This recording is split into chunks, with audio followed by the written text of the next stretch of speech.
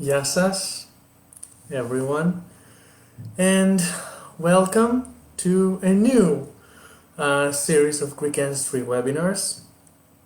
Well, you can see I'm glad.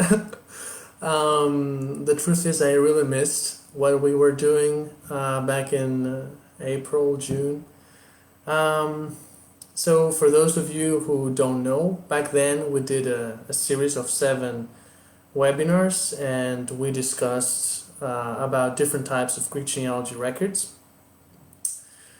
And well, if you want to watch any of those videos, they are all available on YouTube and on all major podcast platforms.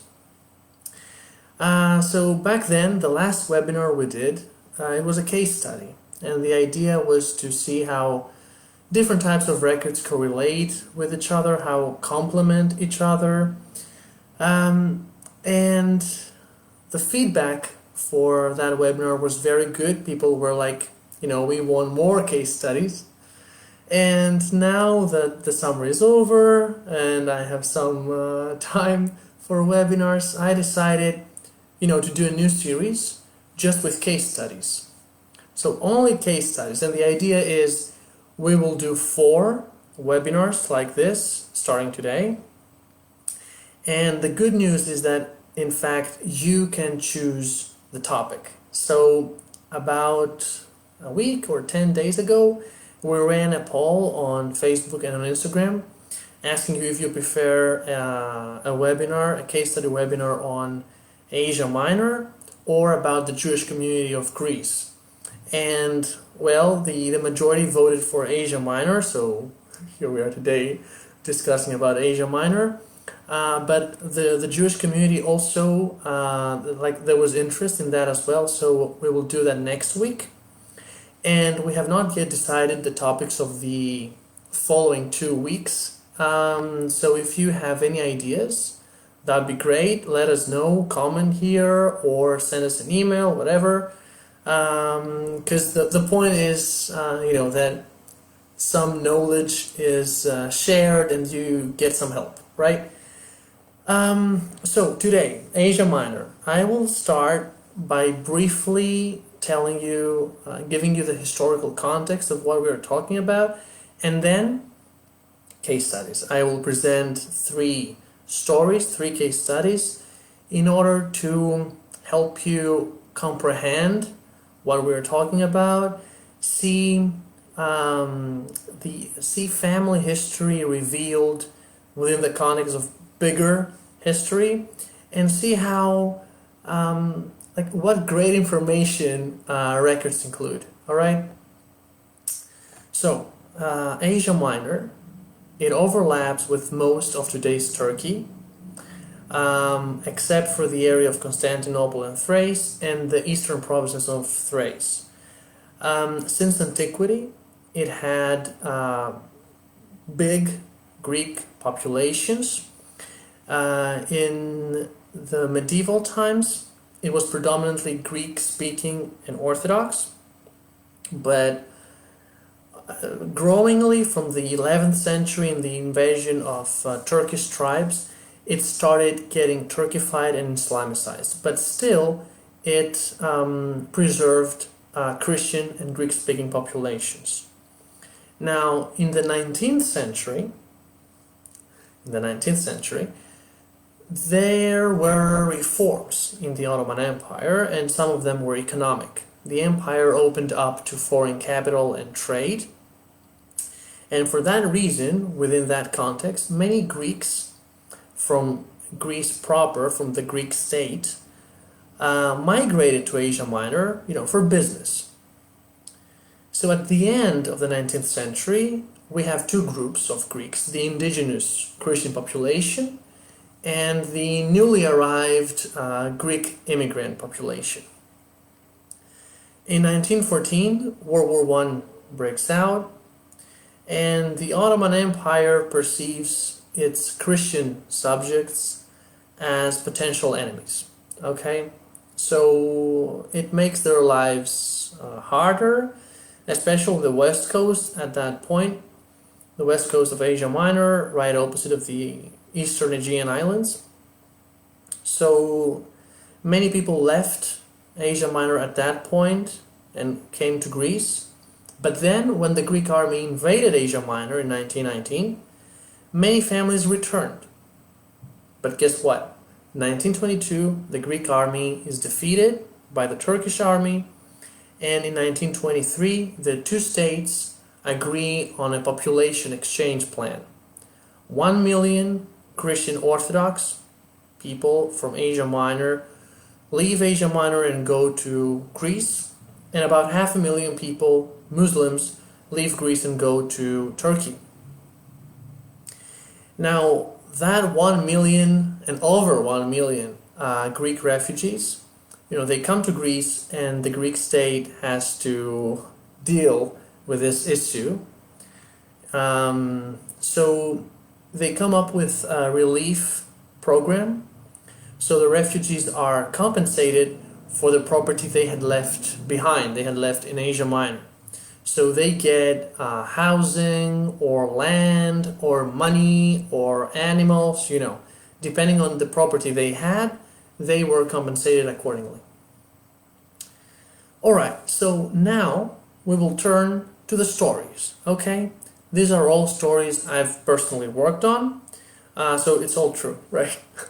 It's all based on a true story. So, the first story. Before World War I, there was a Greek family, the Zozos family, living in Meli. Meli was a little exclusively Greek town on the west coast of Asia Minor, right opposite to Chios, okay? And it had about 1,500 residents. Now, in 1914, World War I breaks out.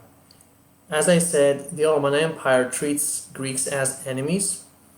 So, the men of Meli were asked to join the Ottoman army. Until then, that was something that Christians were given the option to avoid. So the Christians would pay a special fee, a special tax, and they would avoid conscription. By 1914, the empire decided it didn't want to help the Christians, so it demanded that they go to the army. About 300 men from Meli decide to leave Meli in order to avoid conscription. At the same time, when the deportation started around and after May 1914, about 200 people extra left Meli.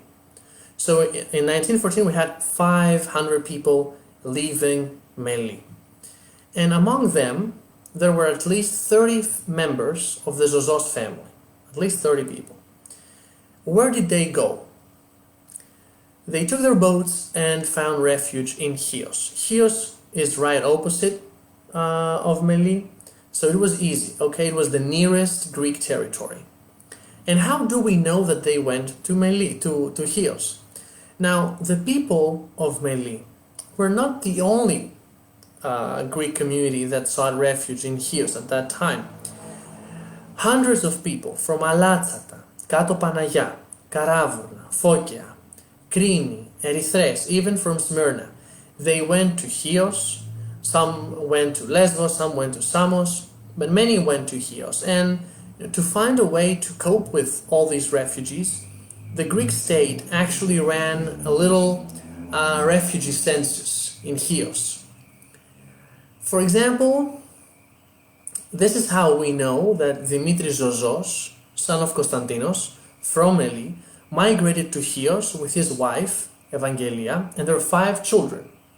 We know that Dimitris was 46 years old at the time and Evangelia was 36. We know that from the census.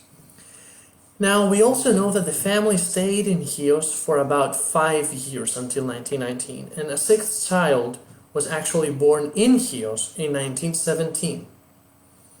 And the census offers even more information. So, for example, it tells us that Dimitris, the father, he migrated to the States in 1915, and 1 year later, his oldest son followed him.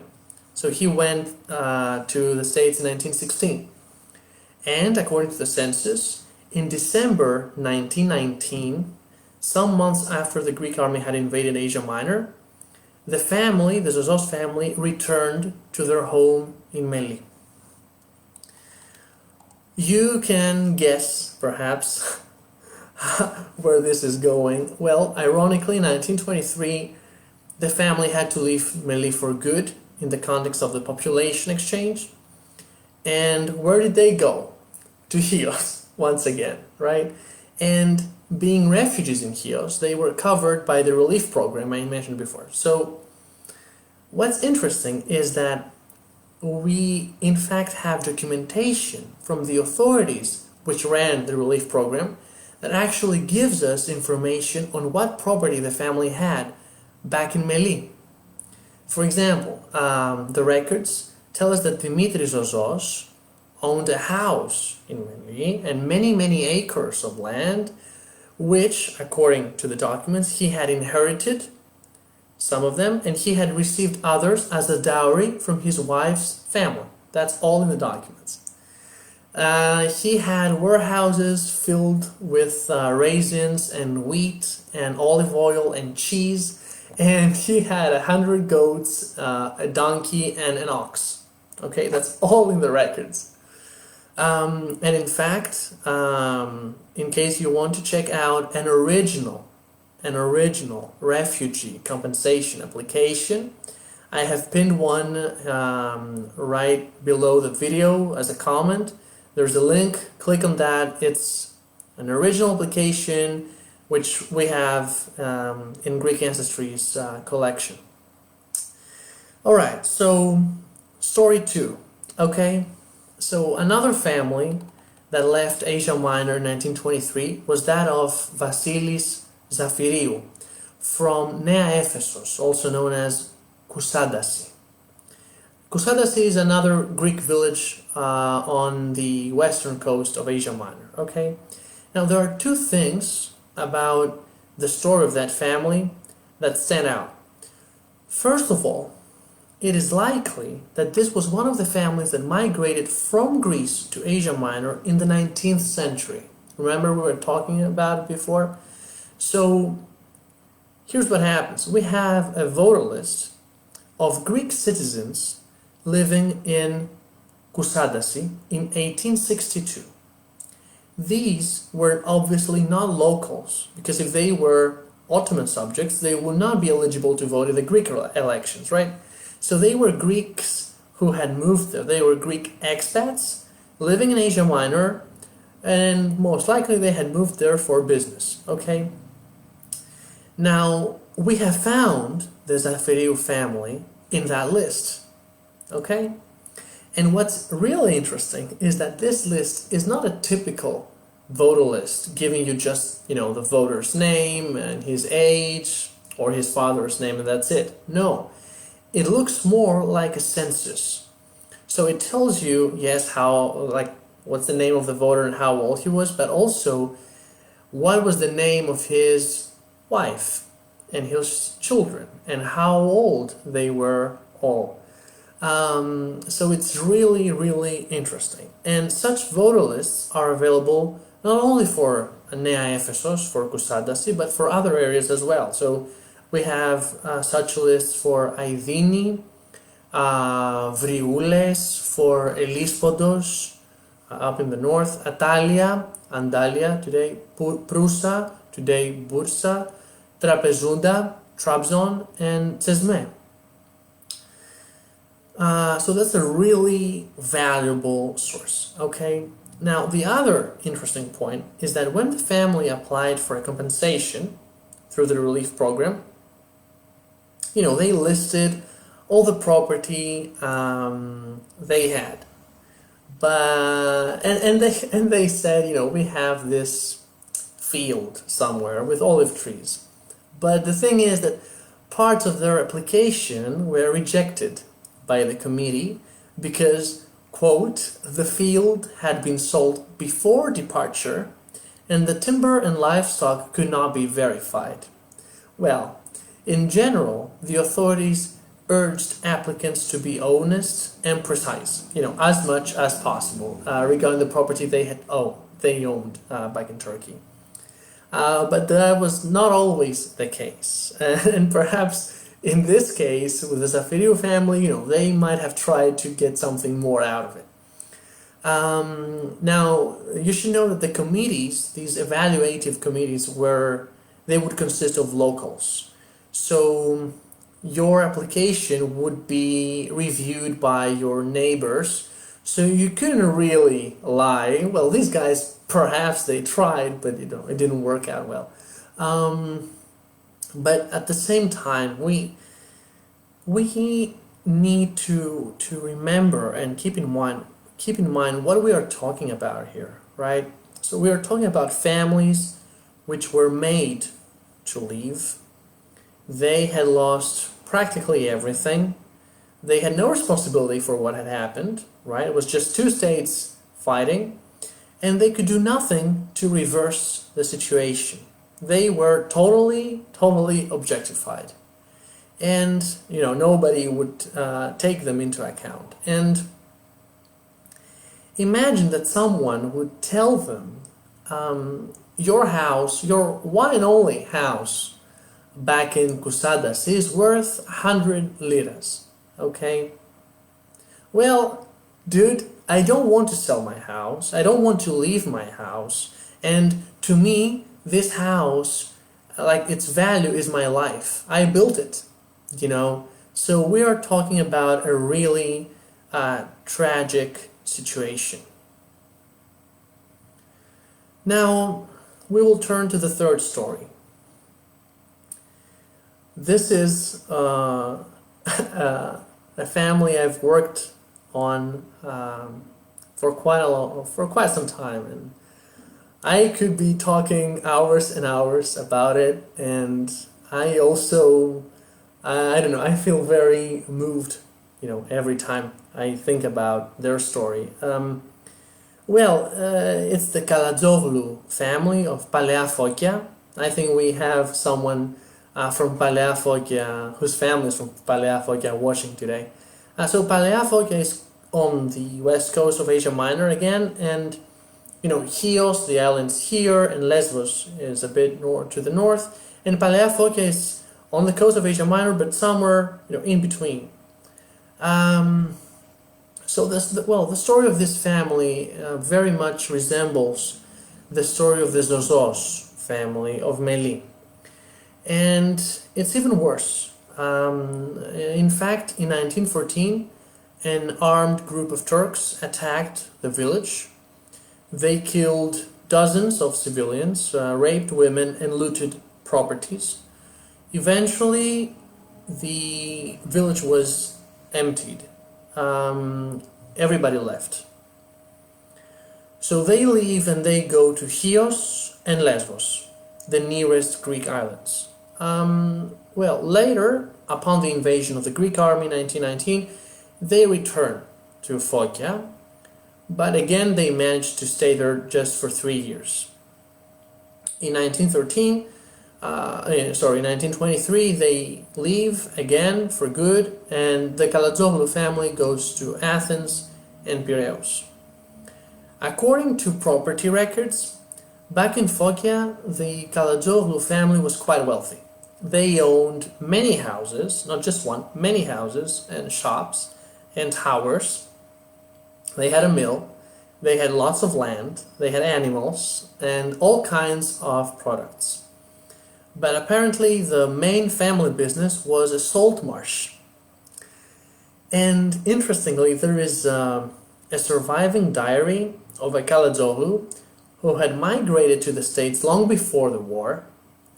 And that diary, it confirms all the information that we find in the evaluation committee property records. It confirms everything. They talk, about the salt marsh and the fields they had and the houses and the shops, and it's amazing. And it portrays daily life in Fokia so vividly. About 2 months ago, I think, Alexandra Kiritsi, who is our intern in Greek Ancestry, she wrote an article using material from that diary. You can find that article on our website under Yaya and Me. you can find there. It's really, like, especially if you're from Foggia or from any village around, like, it's really, really interesting. And well, this makes the ideal combination of sources, right? Archival, administrational sources, records, and family documents, and they confirm each other, right? That's the best you can that can happen, you know. And well, the other day we published a city directories collection, a new collection, and you know, I thought, okay, let's see if there are any Kalazoglous in there. And I actually found a couple of Kalazoglou living in the area of Piraeus in the late 1920s onwards. And apparently one was running a cafe and another one became a tailor. And I think he remained, like he kept his business well into the 1940s. Anyway, and it's interesting because I investigated this further, and well, research showed that in fact one of the Kalazoglou who arrived to Attica, okay, he settled in the area of Anavissos and Palea Fokia. Palea Fokia is a new settlement in Attica named after, you know, the original Palea Fokia. Anyway, so that guy, that Kalazoglou guy, he continued working in salt marshes together with other people from his homeland, Fokia. And, you know, what's nice is that the city directories in this case allowed us to track the family after 1923, after the settlement in Greece, and see how a refugee family, you know, how they started a new life in Greece, where they worked, what they did for a living, where they lived.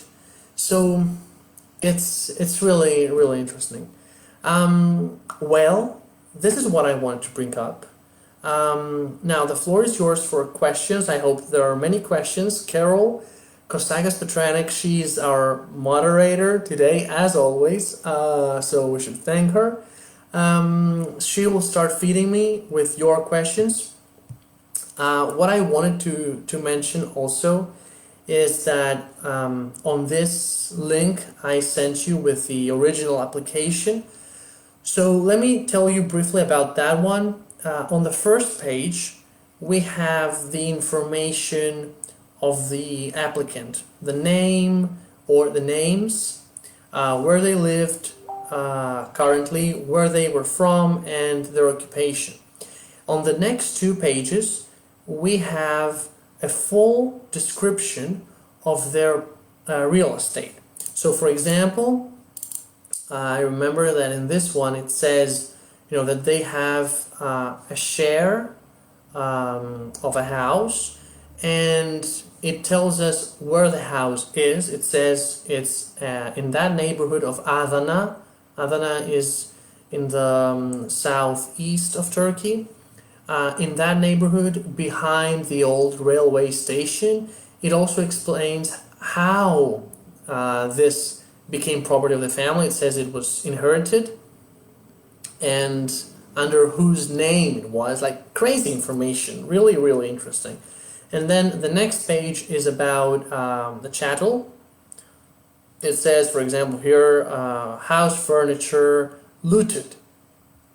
And then a note about the family income and how much they were not making during the years of the war. Some other, these are blank pages, but they could include information about debts the family had. And, you know, well, that's it. But, you know, it's such, I don't know, when I see these records, I really will lose it.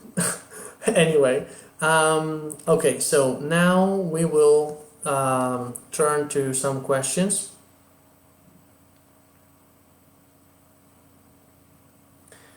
How can we find city directories? Okay, so we recently published this collection. It is searchable on our website on Greek Ancestry under All Greece Discounted, because the records are on discount. So I think it's just $3 per record. Anyway, so they are all there, they're searchable, you can name search, of course. So yeah, we published a lot, and we will add more in the following weeks. I think that eventually we'll have about 150,000 names in there.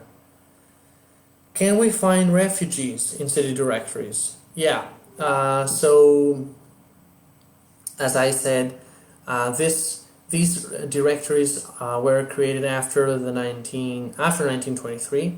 So every family that lived there in the place where the city directory was issued or was issued for will be found, especially if they owned a business. Okay, so if they owned a business, most likely you can find them.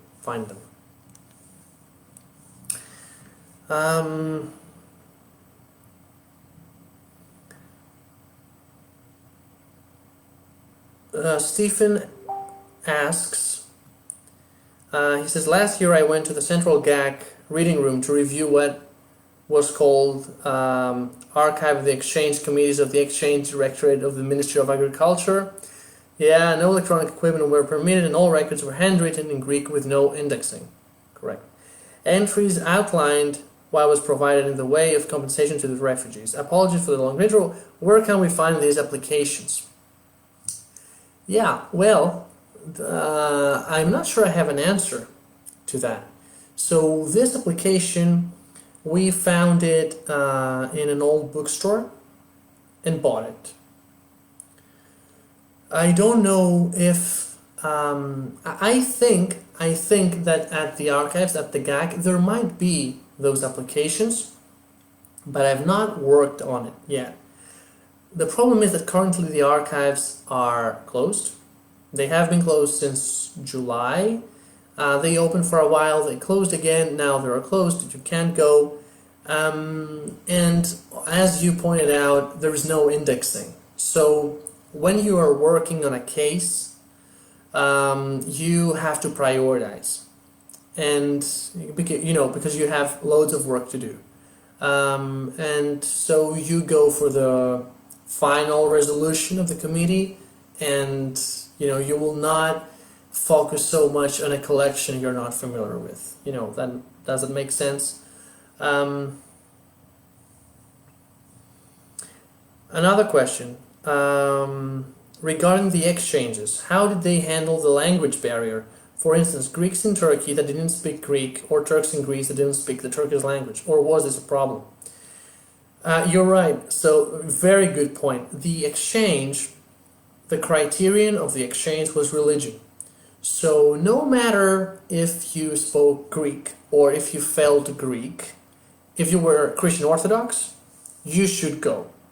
There were many Orthodox people who spoke Turkish, and there were many Muslims in Crete, for example, who didn't speak Turkish but spoke Greek, and they had to go. They were all compensated. Yeah, if that answers your question. How would someone request a refugee application? Yeah, that's the it's the same question we before. Where can we find the refugee application? When we get sure where these applications are, we will be able to request the documents. Let me tell you, I actually wanted to do this a long time now. The name of the person on this application is Alexandra, and her husband was Platonas,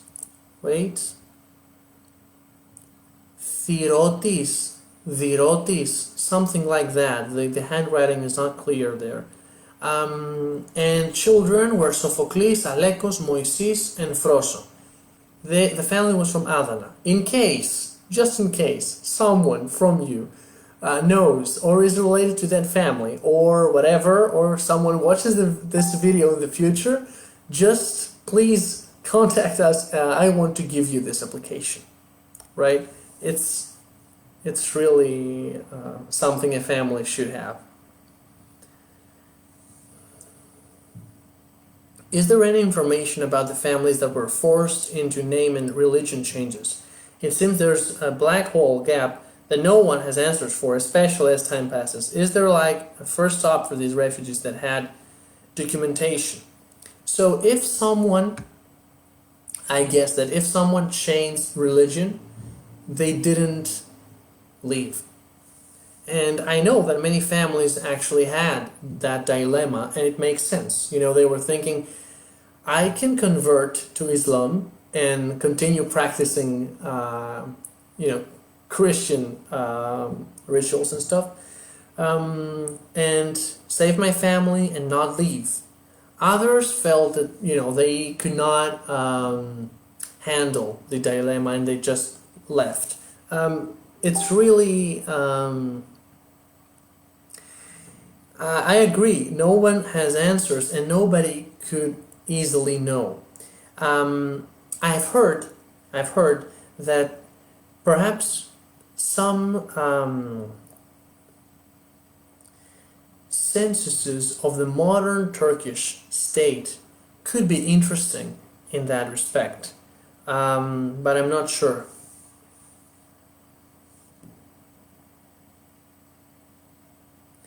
Any Greeks in Malta at the turn of the century? What was happening in Crete to force the migration? In Crete, the migration was obligatory for Muslims because Crete belonged to the Greek state, and in the context of the population exchange plan, all Muslims of Greece had to go.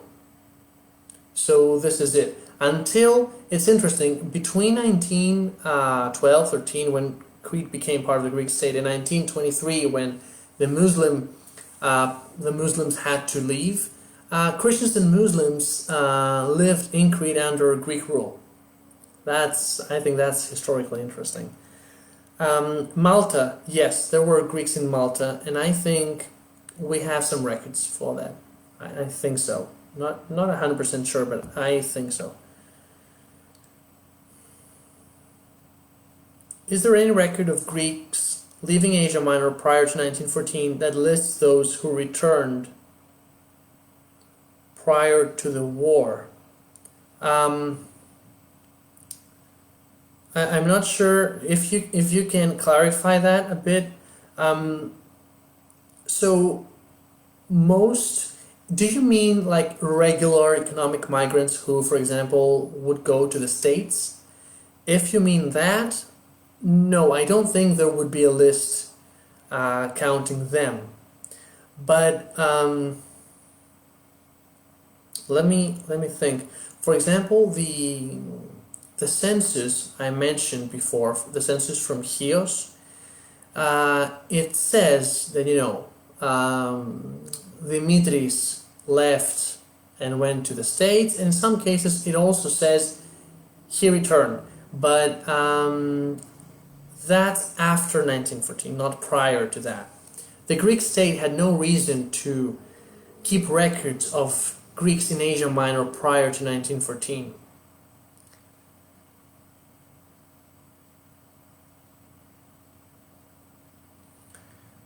Someone says, I'm waiting for a record I ordered from the city directory collection, but not sure what the city directory is. Is it like a telephone directory without phone numbers? A telephone directory without phone numbers is not a telephone directory, right? Well, the city directory is like an umbrella term. It could refer to a business directory, to telephone directory, to directory of residence. The directories we publish now, most of them are business directories. Some of them are telephone directories of businesses, and there will be some which are directories of residence for Athens and Piraeus. Yeah, So if that answers the question. The Ponto Society website includes an index of the agrarian refugees claim register that includes their name, Turkish village, and claim number, which is keyed to Greek location where they filed the claim. Correct. I'm not sure. I think last time I tried to access that website, I think it was down, but I'm not sure. The fact is, this is a very interesting collection. I didn't mention it this time. I had mentioned it last time in a webinar we did about Asia Minor back in May. That was webinar number 4. So yeah, there was a distinction between rural and urban refugees. All the refugees I talked about today were urban refugees. How does someone access Ottoman records from Asia, from Asia, Asia Minor in the 1800s? So here's what happened. As a rule, we could say that no Greek records survived the Asia Minor catastrophe. They were all destroyed. But here's the thing. While leaving, many refugees, many families took records with them. Like they took the baptism book from the church, or some they would take the icon, some would take the records, or they would take contracts. Anything they felt was important for any reason, they would take it. They would try to preserve it. So in fact, we do have some, very few, but some records from Asia Minor. These are at the GAC, here in Athens, at the archives. And they were microfilmed by Family Search back in the 1970s and 1980s.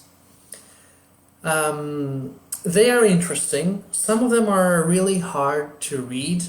I've worked with, I know, for example, there are some baptism records. I've seen contracts.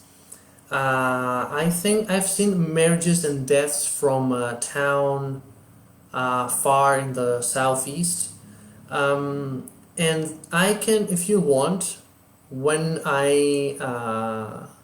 we end the webinar, I can post a list of all the localities for which some records have been preserved. I will post this link on the Facebook page so that you can easily find it. Okay. Any other questions?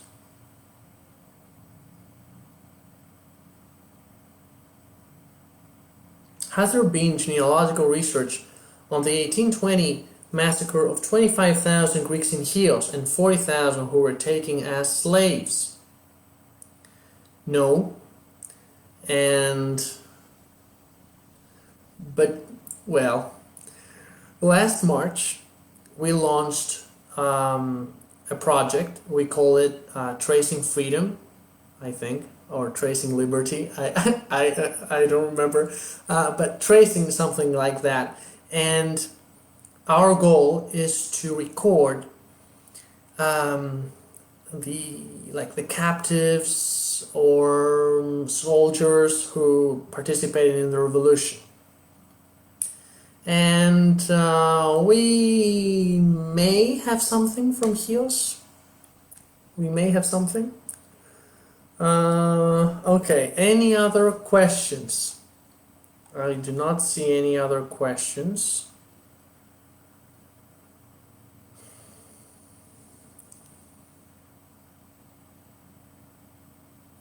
All right, okay, if there are no other questions, we can wrap this up now. I will post the list of the places for which records have been preserved from Asia Minor. I suggest you take a look on Greek Ancestry on the website to see if to read the article about Palea Fokia. There is a second article, Asia Minor Ancestry, which you will find under education articles. So check that out as well. Take a look at the original application. Think if you know anyone with that name, you will get the application. Someone asks, where can you find the urban claims? They are at the GAC, at the Archives here in Athens. If you want more details about that, I suggest you watch our webinar number 4 from May. It's on YouTube. I explain very well, exactly the types of records. Today, the idea was to bring the story, right? To present the story rather than the details of the records. But you will find everything there and in the article. All right. If you have any other questions, you can reach out to us on Facebook, Instagram, email, whatever. Thank you very much for attending this today. I know we have someone watching from Australia, where it was 6 a.m. in Australia when we started. So thank you for attending. See you next Saturday with the Jewish communities of Greece. We will focus on Corfu and Thessaloniki. Corfu and Thessaloniki primarily. And think what you would be interested in for the next 2 webinars. Thank you again. Enjoy the rest of your day. Bye. Ευχαριστώ. Γεια σας.